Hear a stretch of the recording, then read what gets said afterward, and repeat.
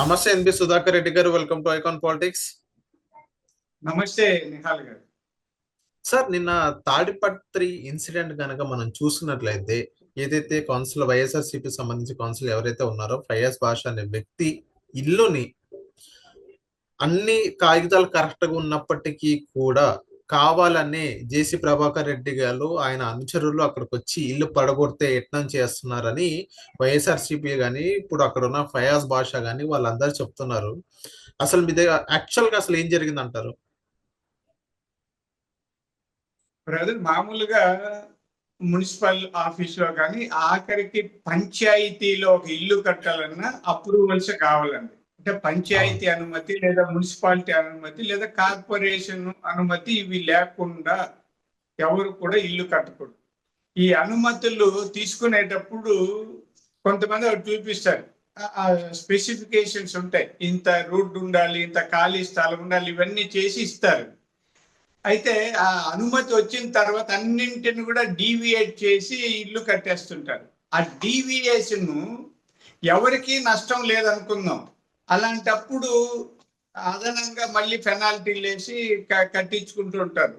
ఇది సహజంగా జరిగే ప్రక్రియ. అయితే ఇక్కడ తాడిపత్రిలో వైఎస్ఆర్ పార్టీ వాళ్ళు అనుమతులు ఉండి అతిక్రమించారా లేకపోతే అనుమతులే లేకుండా కట్టారనేది పక్కన పెడదాం. అధికారులు ఎప్పుడైనా చూసేటప్పుడు ఇవన్నీ కూడా పర్యావరణ సమతుల్యత ఉందా, ఇక్కడ రోడ్లు వీటన్నిటికీ అడ్డంకి లేకుండా ఉందా, ఇరుగు పొరుగు సమస్యలు లేదా, ఇవన్నీ పరిశీలిస్తారండి.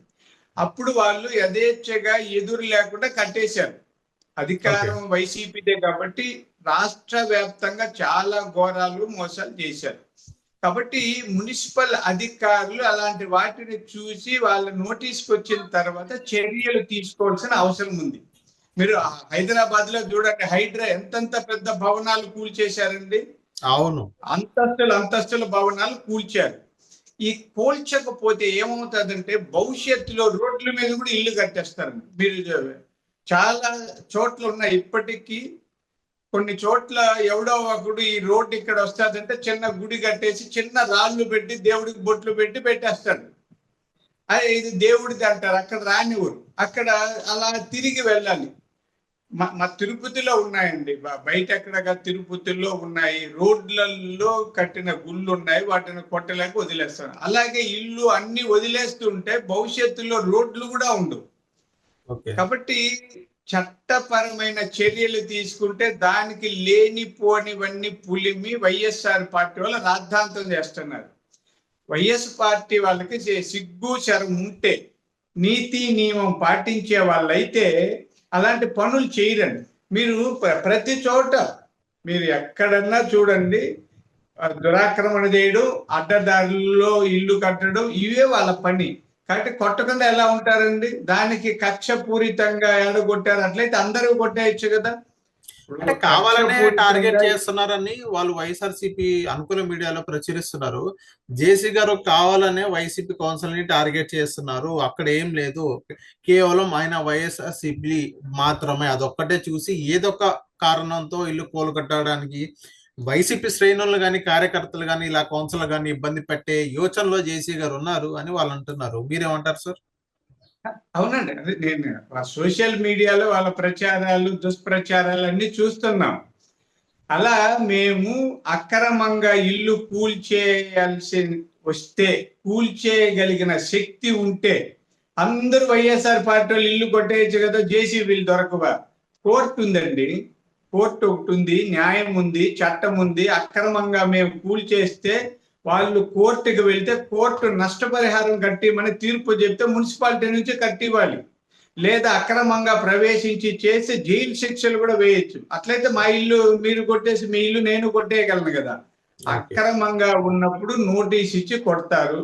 వాళ్ళు ఏదైనా ఉంటే చట్టపరంగా కోర్టు నుంచి స్టే తెచ్చుకోవచ్చు, తమ తప్పు లేదా నిరూపించుకోవచ్చు తప్ప సోషల్ మీడియాలో దుష్ప్రచారాలు చేయడం వల్ల వచ్చే ప్రయోజనం ఏమి లేదు. అయితే అది వాళ్ళకి అలవాటు అండి. వైఎస్ఆర్ పార్టీ వాళ్ళు సోషల్ మీడియాలో కూటమి ప్రభుత్వం మీద బురద చల్లడం అలవాటు చేసుకో. మీరు ఏమైనా చేయండి, మీరు ఏ పని చేసినా వాళ్ళు విమర్శిస్తూనే వస్తారండి. దేవుడికి ఓకే. దండం పెడితే కూడా ఇదేమో స్వార్థం అంటారు. అట్లాంటి వాళ్ళు దేవుడికి ఇప్పుడు ఎందుకు దండం పెట్టారు, నిన్నెందుకు పెట్టలేదు అంటారు. వాళ్ళు చూసింది ఇప్పుడే. అంటే ఉమ్. వైఎస్ఆర్ పార్టీ సోషల్ మీడియాలో చదువు చాము లేని వాళ్ళు, అసాంఘిక కార్యకలాపాలకు పాల్పడే వాళ్ళు ఎక్కువ అండి. ఏమనుకోకండి. అంటే సోషల్ ఓకే. మీడియా అందరికి ఉంది. మీడియాకి, సోషల్ మీడియాకు స్వీయ నియంత్రణ ఒకటి ఉంటుందండి. ఎవరైనా, మీరైనా, నేనైనా ఒక వ్యక్తికి తన వ్యక్తిత్వాన్ని కాపాడుకోవడం కోసం స్వీయ నియంత్రణ ఉండాలి. మనం ఒక స్టేట్మెంట్ ఇచ్చేటప్పుడు, లేదా ఒక వార్త పెట్టేటప్పుడు, వీడియో చేసేటప్పుడు అది చూడాలి. ఆ నియంత్రణ పాటిస్తూ ఇస్తే దానికి క్రెడిబిలిటీ ఉంటుంది, విశ్వసనీయత పెరుగుతుంది. ఇప్పుడు వైఎస్ఆర్ పార్టీ వాళ్ళు ఏం చేసినా దానికి విశ్వసనీయత లేదు, నమ్మే వాళ్ళు లేదు, అసలు మన వాళ్ళని పట్టించుకోవాల్సిన అవసరం లేదు. తాడిపట్లో చట్టబద్ధంగానే చేస్తున్నారండి. ఓకే. సార్ కానీ అక్కడ అన్ని కాగితాలు కరెక్ట్ గా ఉన్నప్పటికీ ఎటువంటి నోటీసులు లేకుండా మా ఇల్లు కూలగొడుతున్నారని వాళ్ళు చెప్తున్నారు. అది మీకు మొదట అన్ని కాగితాలు పర్మిషన్ తీసుకుంటానండి. ఉదాహరణ చెప్తాను. మా ఇంటి ముందు 40 అడుగుల రోడ్డును చూపిస్తా అగ్రిమెంట్ లో. పక్కన చుట్టూ 20 అడుగులు ఎంతో ఖాళీ చూపిస్తా. అంటే దాని భవనాన్ని బట్టండి, దానికి ఉంటది ఎంతంత ఓకే. సెట్ బ్యాక్స్ అంటుంటాం. ఆ సెట్ బ్యాక్స్ అన్ని కరెక్ట్ గా చూపిస్తే పర్మిషన్ ఇచ్చేస్తాను. పర్మిషన్ తీసుకున్న తర్వాత అవన్నింటిని తొంగలో తొక్కి ముందర రోడ్డును ఆక్యుపై చేస్తా, పక్కనే ఖాళీ ప్లేస్ ఇవ్వను, కాంపౌండ్ ఇరుగిరుగ్గా కట్టేస్తాను.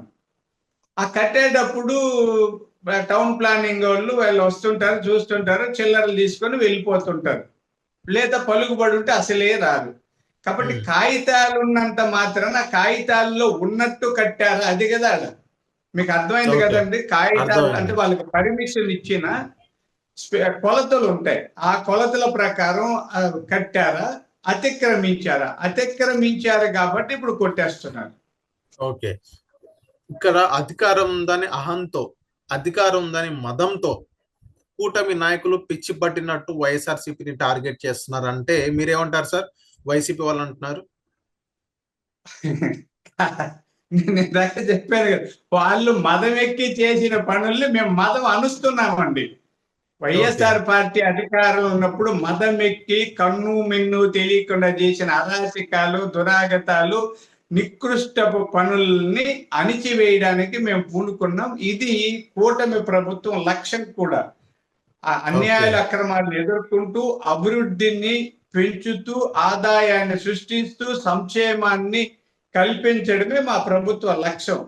ఆ లక్ష్యం చేరుకునే మార్గంలో ఇలాంటి వైసీపీ అకృత్యాలని, ఆగడాలని అణిచివేయడం తప్పనిసరి. ఓకే. సార్ ఇదే ఇంకోటి మాట్లాడుతున్నారు వైసీపీ వాళ్ళ అనుకున్న మీడియాలో. సో తాడిపత్రిలో ఏదైనా చిన్న ఇన్సిడెంట్ జరిగినా గానీ, ఏదైనా చిన్న రౌడీజం జరిగినా గానీ దాని వెనక ఇదే జేసీ ప్రభాకర్ రెడ్డి ఉంటాడు. ఈవెన్ ఈ ప్రభాకర్ రెడ్డి వల్లే ఇంకా ఇంకా మరి మితిమీరిపోయింది రౌడీజం అనేది. ఎగ్జాంపుల్, క్లాసిక్ ఎగ్జాంపుల్ ఇల్లు కూలగొట్టడం. గతంలో జగన్మోహన్ రెడ్డి గారు ఏదైతే అది ప్రజా ఇది కూల్చివేతారో అదే విధంగా ఇప్పుడు జేసీ ప్రభాకర్ రెడ్డి గారు తన నియోజకవర్గంలో కూల్చివేత అనేది స్టార్ట్ చేశారు అని వాళ్ళు అంటున్నారు. సక్రమంగా కట్టినప్పటికీ కూడా కూల్చివేత అనేది వీళ్ళు స్టార్ట్ చేశారని వాళ్ళు అంటున్నారు. అక్కడ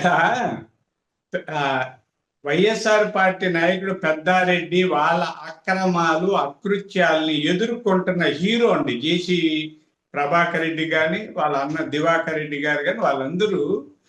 అంటే మీకు ఇద్దరు గొడవ పడితే ఇద్దరు గొడవ పడ్డారని అంటాం మనం.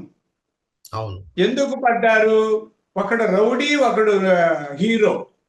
ఇప్పుడు పోలీసు దొంగను పట్టే క్రమంలో వెళ్తుంటాడు. వాడు దొరక్కపోతే రివాల్వర్ తో కాలుస్తారు కాళ్ళ మీద. వీళ్ళు ఏమంటారంటే అన్యాయంగా నిలబడి ఉన్నవాడిని కాల్చారు అని ఆరోపణ చేస్తారు. కానీ ఆ దొంగ పారిపోతుంటే పట్టుకోవడానికి ప్రయత్నం చేస్తారు.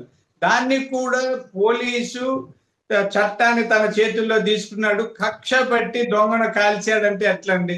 లేకపోతే ఆ దొంగను ఓకే. పరిగెట్టించేటప్పుడు ఆ దొంగ కాలు జారి పడి చనిపోవచ్చు, ఆడ గోడ దూకపోయి. పోలీసు వాళ్ళే అతన్ని చంపారని కూడా అంటారు. కాబట్టి అది దొంగల కూటమి YSR party.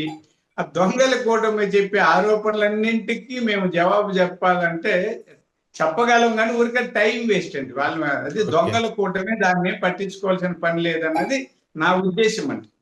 Okay. Thank you sir మైకాన్ పాలిటిక్స్ వచ్చినందుకు.